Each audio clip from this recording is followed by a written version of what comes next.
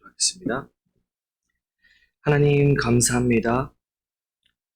특별 새벽기도 세 번째 날을 허락하여서 십자가 오늘 내 삶의 이야기라는 주제로 함께 하나님의 말씀을 경청하고 우리가 믿음으로 다시 한번 하나님 앞에 깊이 나아가길 소망하오니 오늘 그 십자가의 이야기가 나의 이야기뿐만 아니라 우리 이웃의 이야기, 우리 모두의 이야기가 되기를 간절히 소망하오니 이 시간 좌정하셔서 온전히 우리와 함께 하여 주시옵소서.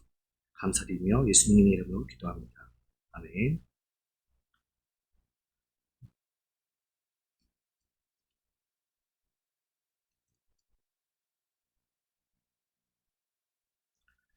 오늘 함께 볼 갈라디아서의 배경부터 좀 같이 나누고자 합니다.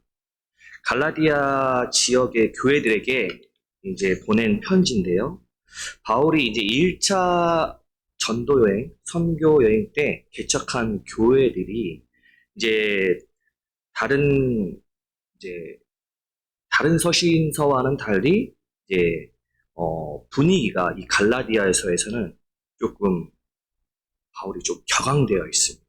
뭔가 조금 화가 났을 법하기도 하고 그런 분위기의 느낌을 이제 접하게 되는데요. 그 이유는 바로 바울이 전한 그 복음이 아니라 다른 복음을 전하는 사람들이 있었고 바울이 개척한 그 갈라디아 교회가 그 이야기에 귀를 기울이게 되었다는 거예요.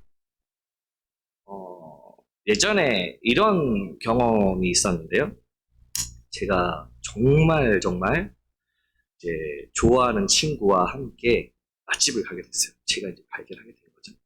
그래서 또 거기는 또 이제 그 재료가 소진되면 또 못 가는 데여서 선착순으로 가야 되는 곳이었는데 어찌되었건 이제 가서 줄을 대기를 서서 길게 느려진 줄을 서고 있는데 이제 기다리는 와중에 이제 또 화장실에 가고 싶어졌으니까 여기서 잠깐 기다려라 하고 화장실 갔다 온 사이에 이 친구가 없어진 거예요.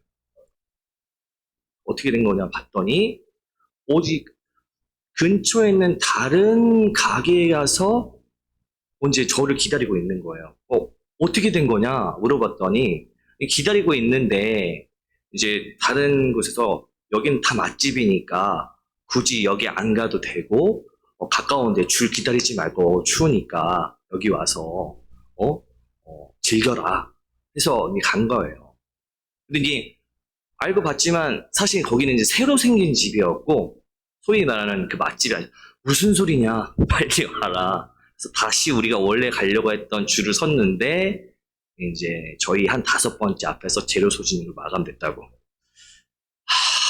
진짜 소위 사회적 용어로 이제 빡침이 오는 거예요. 그래가지고 정말 애를 죽여 살려 했지만 정말 사랑하는 친구였기 때문에 정말 친한 친구였기 때문에 그래 거기 한번 가보자 해서 맛없지만 맛있게 먹었습니다. 아마 바울이 약간 이런 느낌이지 않았을까 싶어요. 정말 사랑하는 마음을 다해서 정말 그리스도의 복음을 잘 전달했는데 아니 다른 데서 엄한 이야기를 듣고 그 이야기가 또 맞다고 바울한테 얘기를 하니까 얼마나 바울 입장에서는 어이가 없겠어요. 그래서 사실 다른 바울의 서신서들을 보면 처음에 문안과 평안에 대한 것들이 기본적으로 깔려 있어서 정말 반기는지만 이 갈라디아에서 보면 유독 좀 바울이 격앙되는 느낌을 접할 수 있습니다. 그래서 다른 복음을 전한 이들을 비판을 이제 한 거죠. 그리고 진짜 내가 전하는 복음이 그리스도의 복음이다 라고 얘기하고 있습니다. 갈라디아서 1장 7절에서 보면 다른 복음은 없나니 다만 어떤 사람이 너희를 교란하여 그리스도의 복음을 변하게 하려 함이라 이렇게 얘기하고 있거든요. 그리고 이제 바울은 자신이 전한 복음이 바로 예수 그리스도가 직접 자신에게 주신 계시라고 얘기하고 있거든요. 1장 12절에서 보면 내가 사람에게서 받은 것이 아니라 오직 예수 그리스도의 계시로 말미암은 것이다 라고 얘기하고 있어요. 또 바울은 자신이 받은 계시를 예수님이 또 인정했다고 밝히거든요. 2장 9절에서 보면 예수님의 제자죠. 야고보와 게바와 요한도 내게 해주신 은혜를 알고 있다. 그래서 나와 바나바에게 친교의 악수를 하였으니. 그러니까 예수님의 직속 제자였던 그 사도들도 나를 인정한 것이다. 이렇게 해서 정통성을 얘기하고 있다는 거죠. 그렇다면 예수님이 계시하고 제자들이 인정한 이 바울의 복음과 이 갈라디아 사람들이 현혹되었던 다른 복음과는 좀 어떤 차이가 있을까요? 다른 복음은 뭘까요? 4장 10절에서 나오면 10절에서 이렇게 나오고 있어요. 날과 달과 절기와 해를 삼가 지키니. 이 날과 이거 절기죠, 절기. 날과 달과 절기를 이제 지켜야 된다는 거예요. 두 번째는 6장 12절에서 나오는데 특별히 할례를 받아야 된다. 예수님의 복음 인정해. 하지만 할례를 해야 된다. 이렇게 얘기하고 있는 거예요. 전체적으로 이 다른 복음은 이 율법을 지켜야 의롭다함을 얻을 수 있다고 한다는 거예요. 어떻게 들리세요? 끄덕끄덕 되지 않나요? 그런데 다른 복음이 전하는 거에 함정이 있어요. 예수님도 인정해요. 예수님의 복음도 복음 맞다. 그런데 예수님만으로는 충분하지가 않다라는 거였어요. 이게 문제가 됐다는 거죠. 그렇다면 바울이 예수님께 직접 계시를 받고 사도들에게 인정받은 그 그리스도의 복음은 어떤 것일까요? 2장 16절에서 나오고 있습니다. 사람이 의롭게 되는 것은 율법의 행위로 말미암음이 아니요 오직 예수 그리스도를 믿음으로 말미암는 줄 알므로 우리도 그리스도 예수를 믿나니 이는 우리가 율법의 행위로서가 아니고 그리스도를 믿음으로써 뭐라고요? 율법의 행위로서가 아니라 그리스도를 믿음으로써 의롭다함을 얻는다고 했어요. 그래서 율법의 행위로서는 의롭다함을 얻을 육체가 없다는 겁니다. 그러니까 다시 얘기하면 율법이 우리를 완성시키는 게 아니라 예수 그리스도의 믿는 그 믿음만으로도 우리가 온전히 의롭다함을 받을 수 있다는 거죠. 이 사실을 증명하기 위해서 바울은 아브라함을 소환합니다. 아브라함은 율법이 아니라 오직 믿음으로 또 할례를 받음으로써가 아니라 오직 믿음으로 의롭게 되었다. 믿음에다가 또 무엇이 필요한 것이 아니다. 오직 믿음만으로도 충분하다. 이렇게 얘기하고 있다는 거죠. 갈라디아 3장 6절과 9절에 그렇게 얘기 나오고 있어요. 아브라함이 하나님을 믿음에 그것을 그에게 의로 정하셨다 함과 같으니라. 그러므로 믿음으로 말미암은 자는 믿음이 있는 아브라함과 함께 복을 받느니라. 아멘. 그렇다면 우리가 배우는 구약의 율법들은 그럼 필요가 없게 될까요? 우리 아동부 친구들도 10계명을 막 외우고 함께 막 율법을 강조를 하는데 그 율법은 필요가 없을까요? 3장 24절에서 나옵니다. 이같이 율법이 우리를 그리스도께로 인도하는 초등교사가 되어 우리로 하여금 믿음으로 말미암아 의롭다함을 얻게 하려 함이라. 여기서 나오는 초등교사는요, 이제 초등학교 교사를 비슷하게 생각해 볼 수 있겠지만 사실 그 당시에 로마 시대에 노예였는데요. 노예가 이제 좀 학식이 있고 지혜가 있는 그 노예들을 주인의 아들이 어른이 되기 전까지 장성할 때까지 이제 가르치는 거였어요.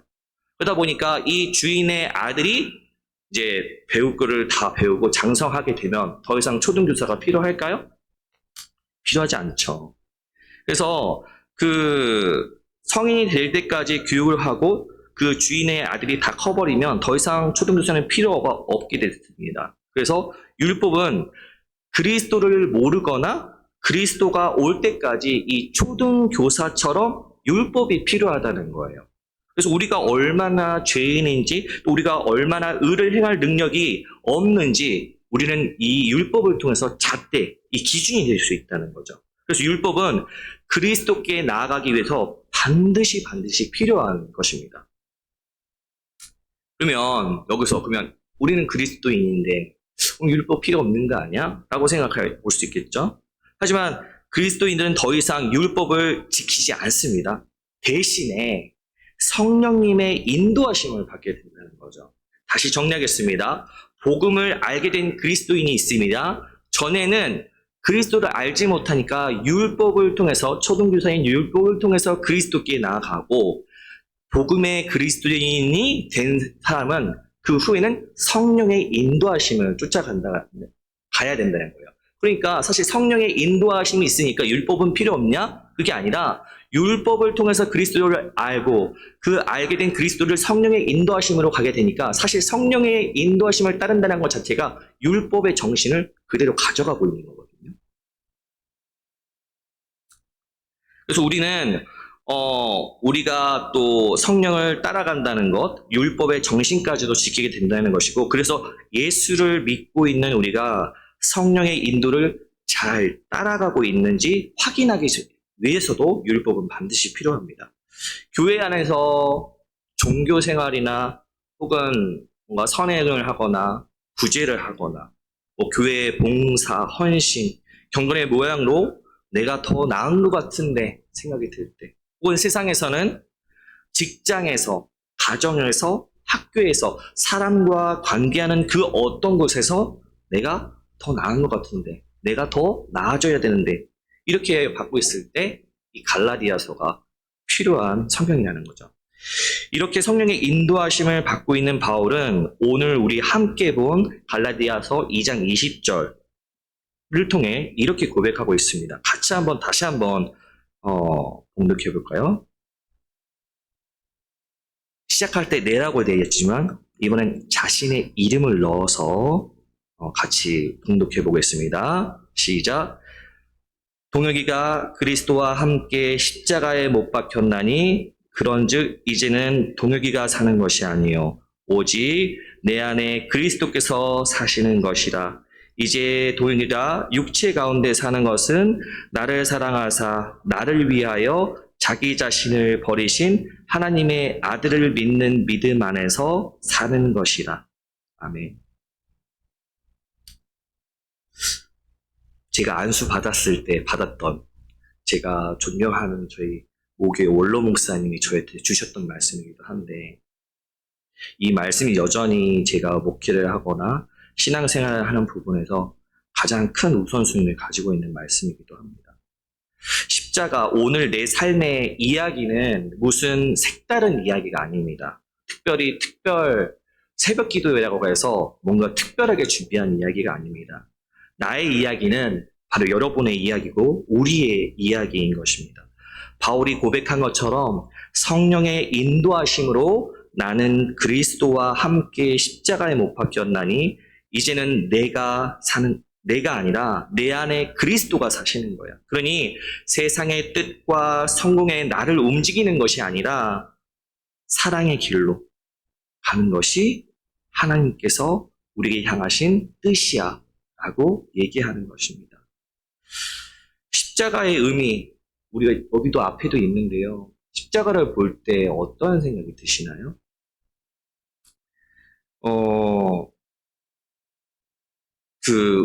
학교에서 이제 신대원 다닐 때 교수님이 수업 시간에 잠깐 이렇게 예화를 들어주신 게 있었는데, 한 노 목사님과 이제 전도사님이 된 이 두 분이 이제 오후 나지막 할 때쯤 이제 뒷산에 올라가시게 된 거예요. 마실 나가셨겠죠. 가셨다가 이제 내려오는 길에는 이제 오후 나지막 판이 올라갔으니까 내려올 때는 이제 어둠이 짙게 이제 깔리기 시작한 거예요. 그러면서 도시 안에도 불이 켜지고, 야경 보신 적 있으시죠? 보시면 어떤가요? 다른 나라에서 볼 수 없는 빨간색 십자가들이 쫙 늘어져 있잖아요. 아무개 전도사야, 예, 목사님. 왜 교회 위에 십자가가 이렇게 있는지 알아? 물어봤죠. 그랬더니 이제 전도사님은 나름대로 교회의 최고는 십자가 아니겠습니까? 예수님 기억하라는 거겠죠? 이렇게 얘기를 했습니다. 근데 그 목사님께서는 잠잠 계시더니 이렇게 말씀을 하시더래요. 모든 교회 위에 십자가가 있는 것이 아니라 모든 교회는 십자가 아래에 있는 거야. 그래서 십자가가 제일 위에 있는 거야. 어디 교회뿐이겠습니까? 이 말씀이? 하나님께서 이끄시는 세상의 모든 법칙은 이 십자가 아래에 있습니다. 그냥 단순히 이 조형물인 이 십자가를 얘기하는 게 아닌 거 아시죠? 이 십자가는 곧 예수님이시고 이 십자가는 곧 사랑인 것입니다. 하지만 우리가 사랑할 수 없기 때문에 우리의 힘으로 사랑할 수 있을까요? 네.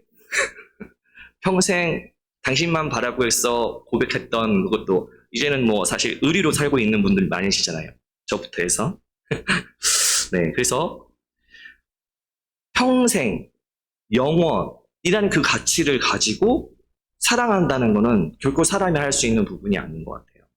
오직 성령님의 인도하심을 받은 자만이 할 수 있는 부분이라고 생각합니다.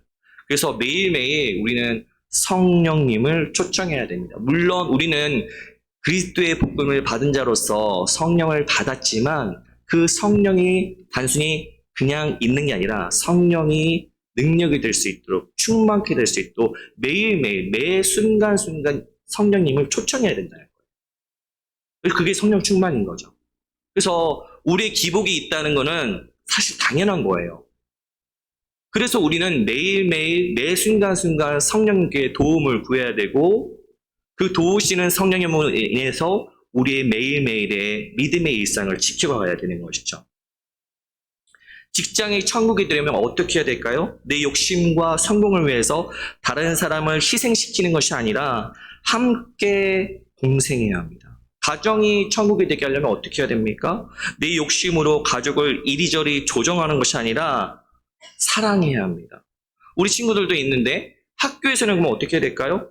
친구들이 내 경쟁 상대로 혹은 나에게 도움이 되냐 안 되냐 따져가면서 그 친구들을 바라보는 것이 아니라 함께 어울려야 합니다.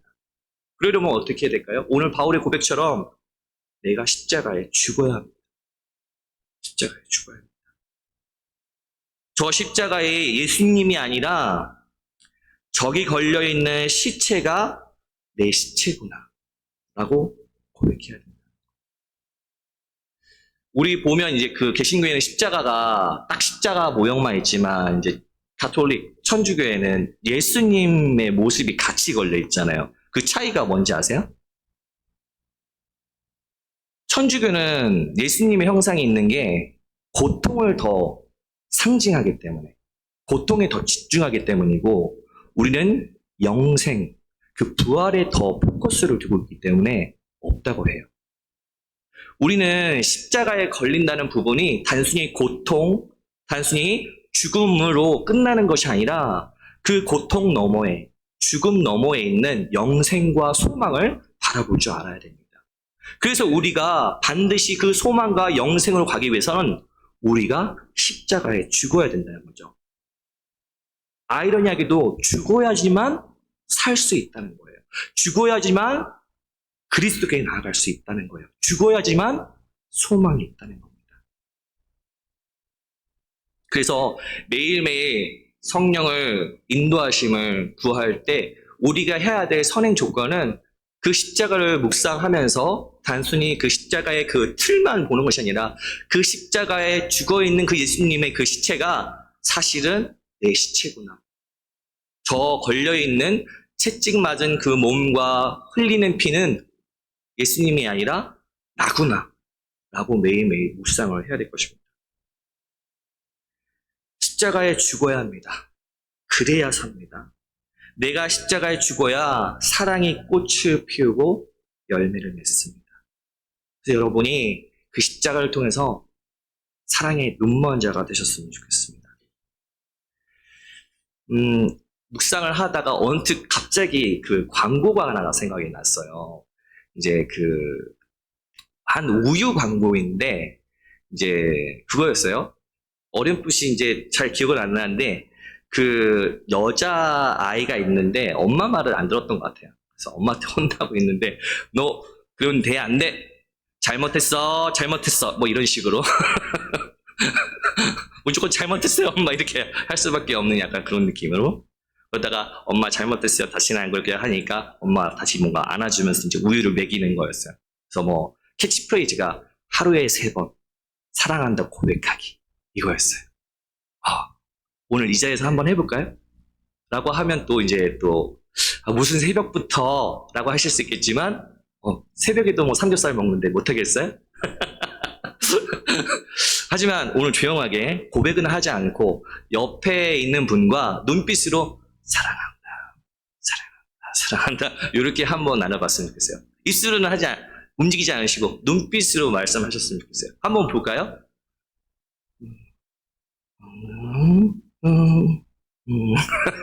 네네. 사실 이렇게 한다고 갑자기 우리가 막 사랑하는 사람으로 돌변하는 건 아니지만 이 작은 우리의 행동이 변화를 일으킬 줄 믿습니다. 저는. 그래서 이런 작은 행동과 그 실천의 시작이 결국 우리가 가져올 십자가의 길, 그 십자가의 길은 결국 예수 그리스도의 길이고 사랑의 길이라는 것을 우리가 늘 간직하면서 이 성령의 인도하심, 늘 매일매일 성령님을 초청함으로 그 십자가에 죽은 사람이 예수님이 나였다는 것. 결국 내가 죽음으로 인해서 그 사랑이 꽃을 피우고 열매를 맺는다는 것을 기억하셨으면 좋겠습니다. 오늘 이 말씀을 기억하면서 같이 2가지 기도했으면 좋겠는데요. 한 가지는 오늘 바울이 그 십자가에 고백했던 것처럼 성령님을 초청하는 거예요. 내 삶 가운데 성령 충만함, 뭔가 거창할 것 같지만 어렵지 않습니다. 그거는 매일매일 삶 속에서 성령님, 저의 힘으로는 그 어떤 것도 할 수 없음을 인정합니다. 저는 죄인이었고 그 십자가에 달린 사람은 저임을 고백합니다. 하지만 제가 아니라 저를 사랑하시는 하나님의 그 은혜로 말미암아 그 십자가에 예수님이 걸리셨음을 오늘 다시 한번 묵상합니다. 하나님, 그 예수님을 바라보면서 그 십자가를 바라보면서 이제 우리에게 허락하신 그 성령님을 저에게 초청해 주세요.